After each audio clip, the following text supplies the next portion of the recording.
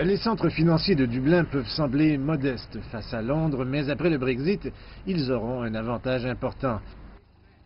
Les règles de l'Union européenne obligent les institutions financières à avoir une présence substantielle appropriée dans un État membre de l'UE afin de leur accorder ce que l'on appelle les droits de passage. En conséquence, un certain nombre de groupes financiers internationaux se tournent vers la capitale irlandaise. Après le Brexit, ils pourront servir leurs clients européens de l'Union européenne. Dans ce scénario post-Brexit, les institutions financières à Londres ne seront pas en mesure de le faire et certainement pas aussi facilement qu'elles le faisaient avant le Brexit.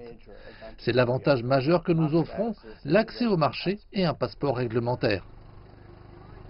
Jusqu'à 100 banques et sociétés de services financiers ont eu des discussions avec Dublin. Le fournisseur de services financiers JP Morgan se joint à Bank of America et à Citigroup, entre autres. L'investissement réalisé par les institutions financières de la City à Londres est tangible et c'est très substantiel comme investissement. Ici, la banque Barclays investit 100 millions de dollars dans de nouveaux locaux. Et l'ouverture d'une école internationale à Dublin l'année prochaine pourrait également bénéficier du Brexit, puisque les banquiers cherchent des institutions académiques pour leurs enfants.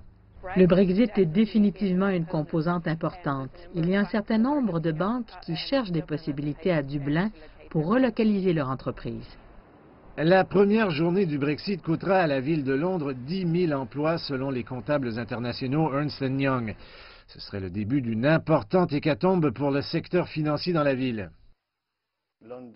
L'importance et le rôle de Londres seront lentement mais sûrement recalibrés par l'industrie en réaction aux nouvelles réalités du marché et de la réglementation après le Brexit.